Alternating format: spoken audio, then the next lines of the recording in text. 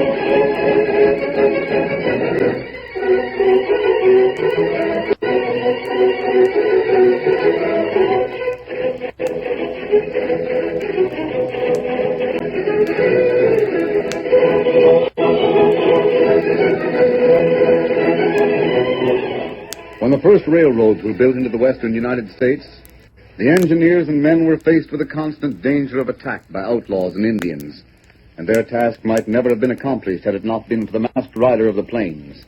It was his strength and courage, his daring and resourcefulness that blazed the trail for progress and finally made possible the winning of the West.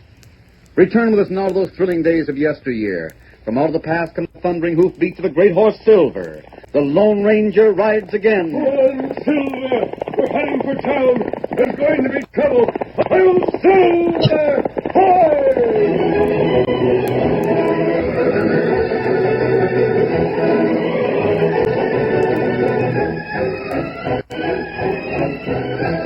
When the Lone Ranger and Tonto learned that Kimberly had left Cahuego Canyon and headed back for Warren City, they raced after him.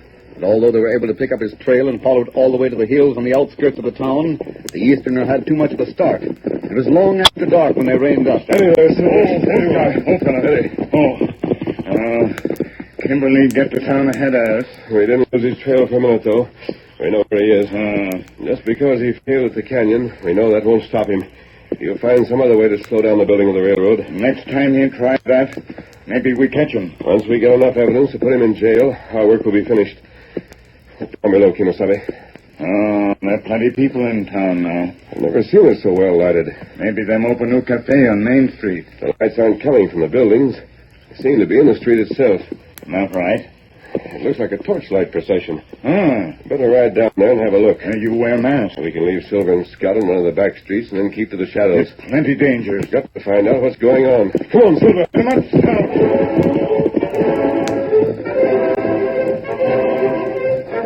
Hundreds of torches lit the main street of Warren City, but there was no procession.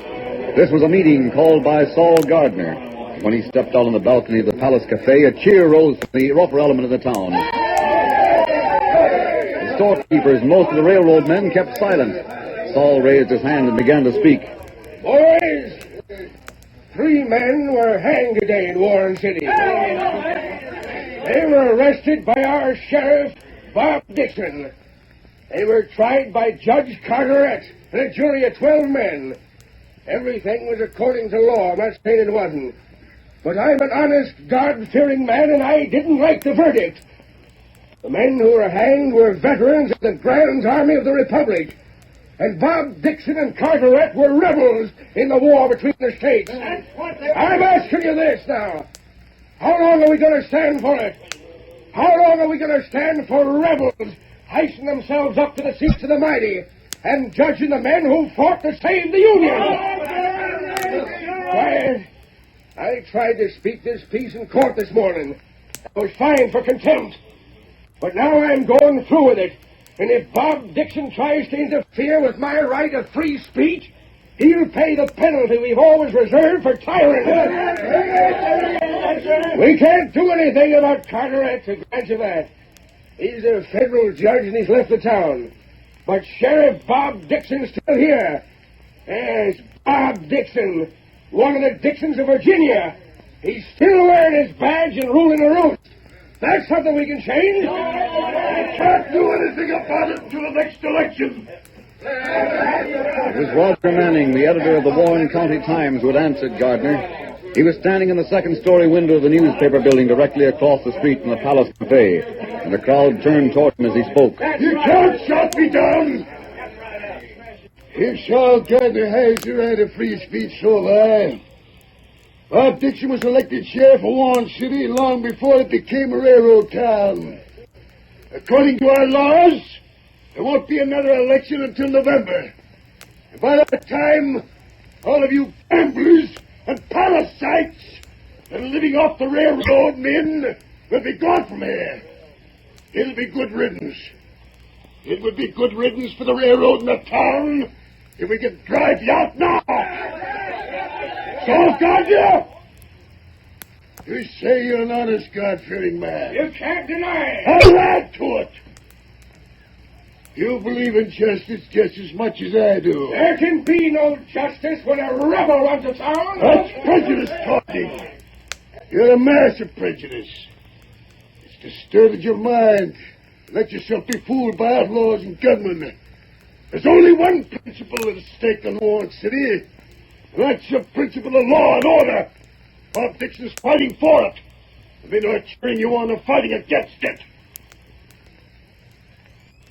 I'm no rebel. I never was. I was born in Massachusetts and I fought in the first volunteers. I served on that jury today and I voted for hanging because those men were murderers. They were veterans. If they ever wore an army uniform, they stole it first. But that doesn't matter. It matters to me. They broke the law and they had to pay the penalty. You can talk until you're blue in the face, Manning. You can print whatever you want to in your own newspaper. But there's hundreds and hundreds of us here in Warren City that won't take orders from a Dixon from Virginia. We're going to get rid of them. If we can't do it by legal means, then we'll try something else. That's final. You can warn him if you want to. He's got to turn in his badge or take the consequences.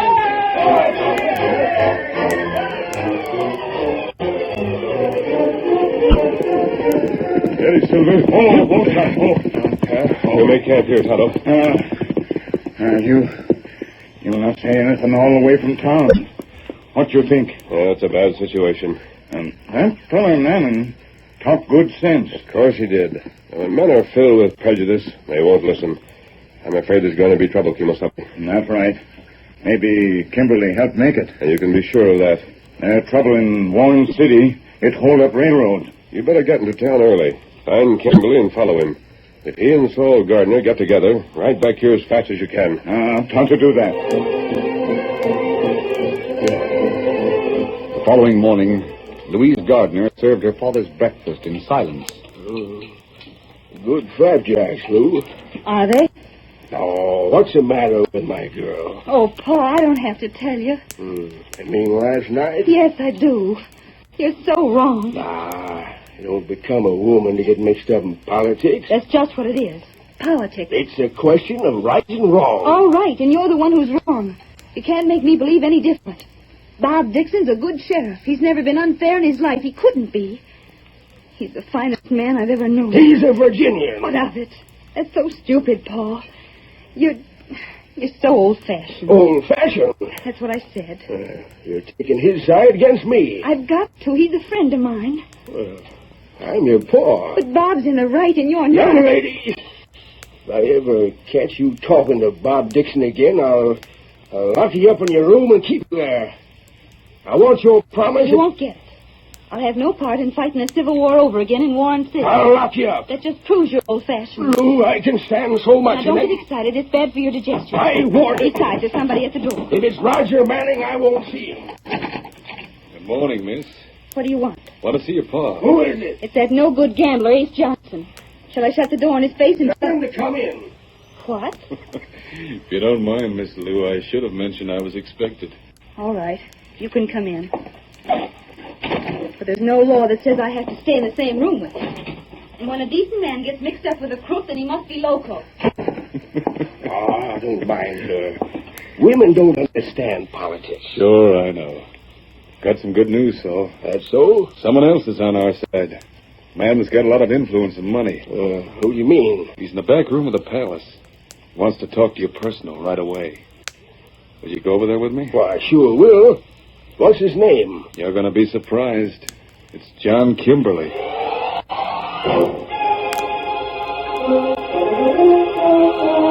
Hey, will you have a drink, Saul?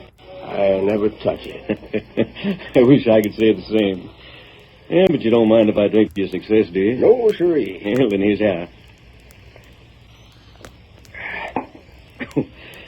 Well, now then.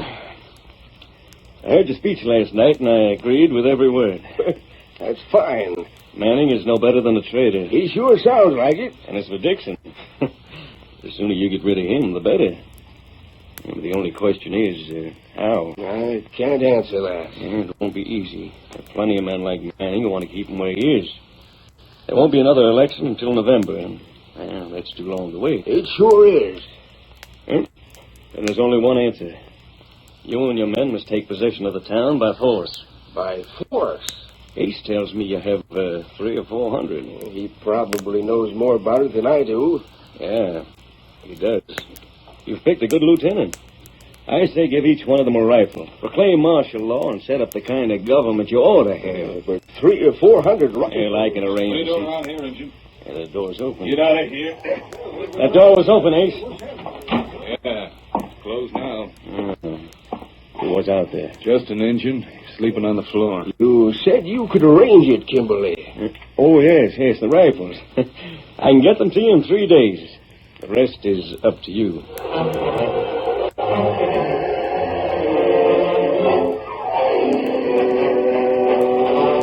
What did Gardner say? That all Tonto here.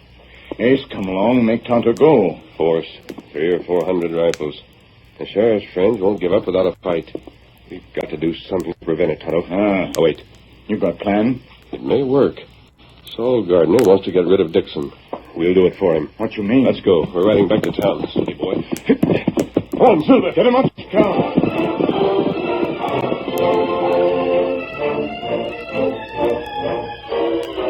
When Louise Gardner walked into the sheriff's office, she found Roger Manning with the young lawman. Lou. Hello, Bob. I'm glad to see you, Miss Gardner. Do you know what this young idiot's decided? You let me explain it, Roger. Well, There's plenty of honest men in this town that don't want me to be sheriff anymore. Your father's one of them. It's going to make everything a lot easier if I just turn him my back. oh, no, Now, Bob. let me finish. Roger here was to take the job. Well, there wouldn't be any objections from anybody. You can't send me out chasing crooks at my age. There's no one who can fill the job half as well as you, Bob. I won't stand for your But, resigning. honey, don't you If see? you're thinking of me, you just forget it. I don't agree with Pa at all, and I've told him so. What we need is law and order, and you're the man to give it to us. But how can there be law and order when even the honest men are fighting against each other? Then there's the railroad, too. Just think of that. Louise, Hello, Pa. I told you it was her. we saw him down the street. You know what I told you this morning? I remember. You're coming home with me now. And you're not going to leave the house again. Do you aim to carry me, Pa? Well, if I have to. I might kick a little. Hey, who's that just raised up out in front? What's a masked man and an Indian? Don't go for your gun, Bob. I got you covered. Outlaws in broad daylight. What's the idea? You're coming with me. You can try and make me. All right, if that's the way you want it. Tonto wants you. Let go of me now. Let me down. You not move. Hey, man, picked him up like he was a feather. Pa, somebody do something. He's got him on his horse. All right, Tonto. Tonto, come. Well, don't just stand there. He's being kidnapped. This is your work, Gardner. That's a lie. And I'll prove it. Don't shoot, Pa. You might hit Bob. I don't care if I do.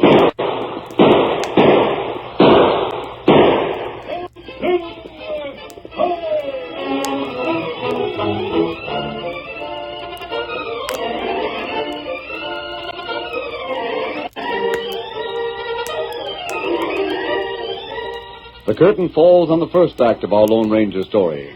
Before the next exciting scenes, please permit us to pause for just a few moments.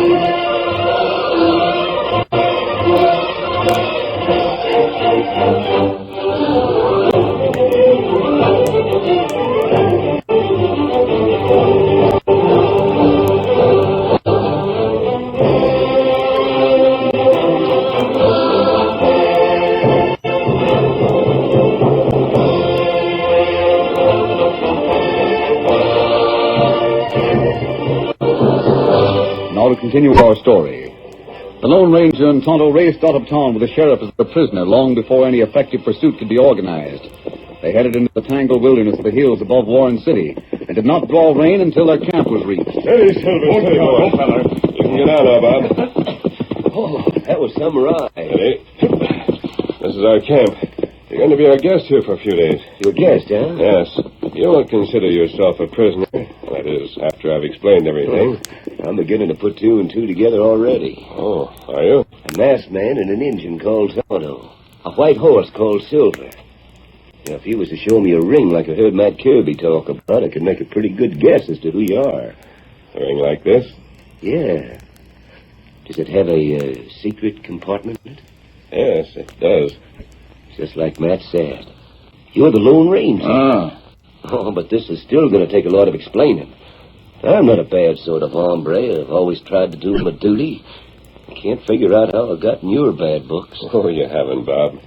You see, we were in town last night, and we heard everything. When Saul Gardner made his speech? That's right.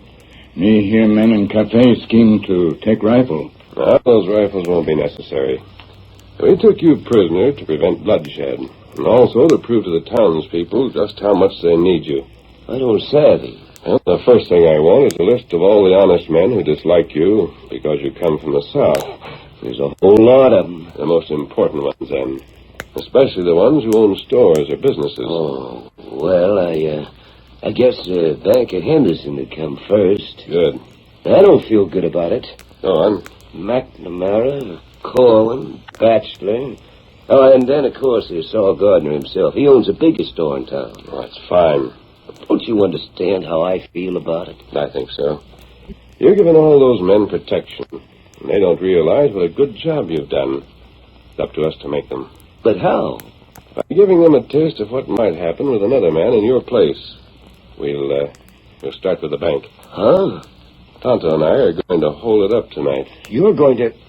The Lone Ranger's going to hold up the bank? Now, don't worry. No one will be hurt.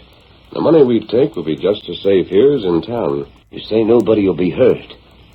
What about you? Now, we'll have to move fast, of course. I'll say you will. But it's worth the chance.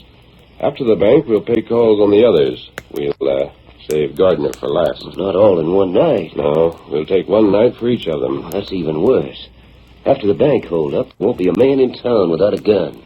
They'll shoot first and ask questions afterwards. The only one we're afraid of is Matt Kirby. Matt Kirby? Well, he's the only one who knows you. That's just it.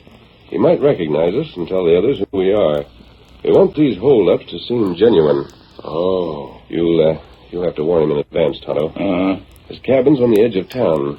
You'll be able to reach it without being seen once it's dark. Not plenty easy. I'll wait for you near his cabin, and then, as soon as he's been warned, we'll go to work.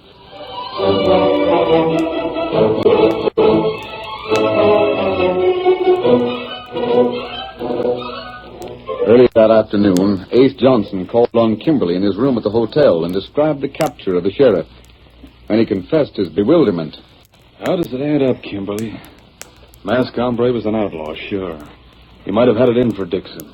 But if that's so, why didn't he shoot him? It was awful risky taking him prisoner. What difference does it make? You got what you wanted. How's that? Well, Dixon's gone. They'll have to appoint a new sheriff. You're smart, Kimberly. I figure I can lay my cards on the table with you. Yeah, go ahead. Well, it won't do us any good if they appoint somebody that's honest. Not even as honest as you? As me? Why not? We don't need those rifles now. It ought to work out fine. You could invite every gunman in the country to make his headquarters here. And you could collect from every one of them. Well, yeah, but Saul Gardner will have the most to say about the appointment. You listen to me, Ace. I'd like to bet $10,000 you'll be wearing a badge before dark.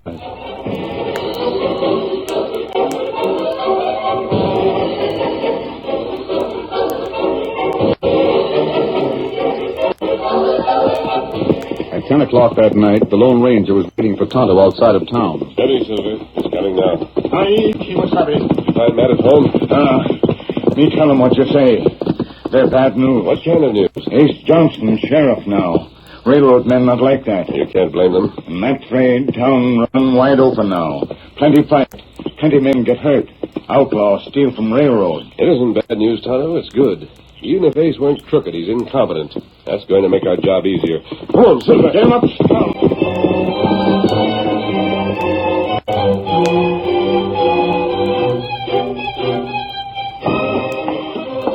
Just take a seat anywhere, Sheriff. What? Oh, yeah. I'm not used to the new title. Now, the reason I've asked you to come over to the bank tonight is so that you can see for yourself how much we need in the way of protection. Uh-huh. This building was never meant for a bank. And you'd be amazed at the amount of money we have here. Is that so? It's because of the railroad, naturally. Now, I want a deputy on duty here day and night. If necessary, we'll pay a salary. Where do you keep all this money? In that safe over there? Most of it. Why isn't it locked? Oh, I was just checking it over when you arrived. Uh-huh. I don't mind telling you that I'm worried. A masked man riding into town in broad daylight. It's disgraceful, somebody at the door. That must be Roger Manning. Don't forget, I wasn't sheriff this morning. Don't make a sound. Up with your hands. What the? Inside. Sheriff, it's the masked man. I'll get him. Keep him covered, Tonto. We'll get out of here fast now. That's right. Had the safes open. This will be enough. There's $50,000 in that bag. We'll take your word for it. Adios, gentlemen. It's been a pleasure. Sheriff, get after him. Oh, my head. Get a posse together. Get that money back. You've got to capture that man.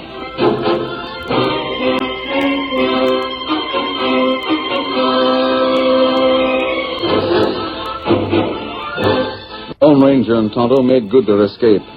The posse that started after them lost the trail less than 5 miles from town. But when Ace returned, he appointed 20 new deputies to guard against another holdup.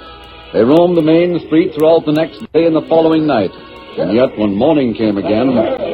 Sheriff! Morning, Saul. He's done it again. What's that? The back window to McNamara's store is wide open. So's a safe, and it's empty.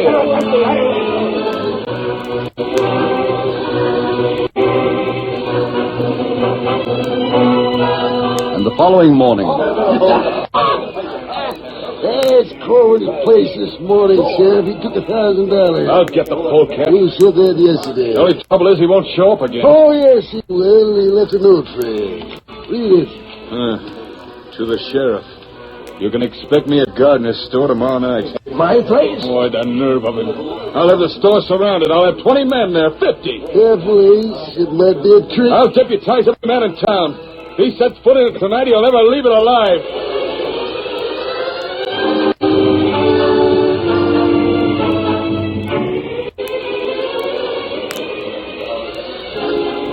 What time is it, Saul? Just midnight. All right, boys. You got your orders. Saul and I are going to stay away in here in the store. The rest of you spread out a little. Not too close, see? Keep under cover. Go on, then. Clear out.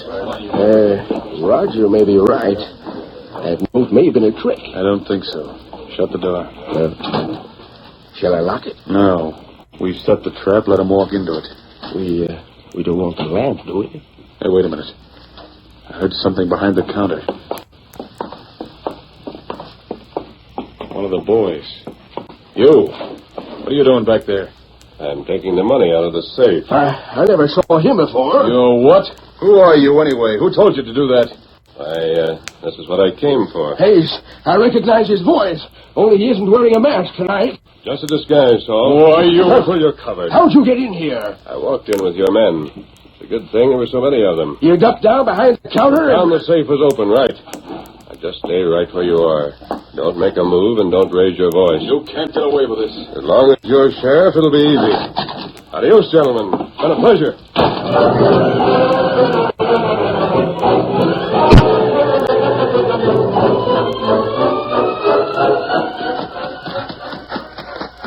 money. To make it? Yes, I got the money here. Time for you to show up, Bob. Right. Hurry before they get the posse rounded up. Get up there. Ready, boy? You ride back to camp and leave this money to the rest of us. Come on, Silver.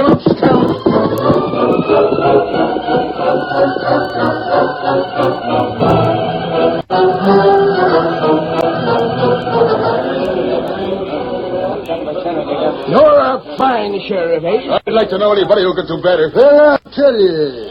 Bob Dixon, he would have been fooled the way you were. That's right. What? You admit it? Yes, I admit it. I'd give every cent I got left if he were still wearing the badge. I heard that, fellow. Don't be so generous. Bob, where'd you come from, boy? Well, I got away from the masked man's camp. Just follow me and I'll lead you there. That's the way to do it. Come on, men. Follow Bob Dixon. Follow me.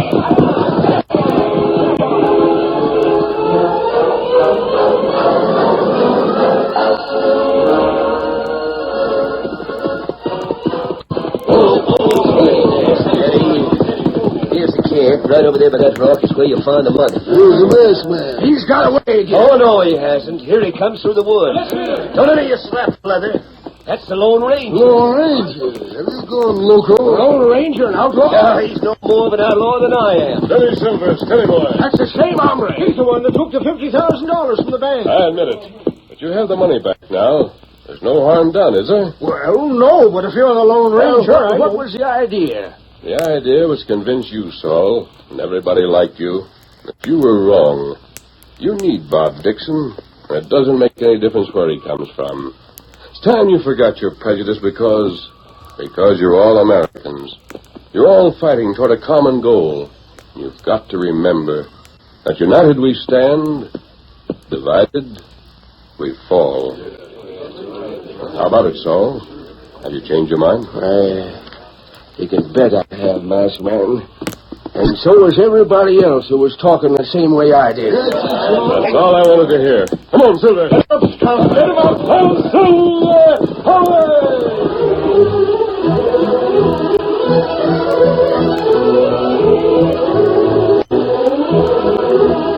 Thanks for riding the trail with PastCast Studios.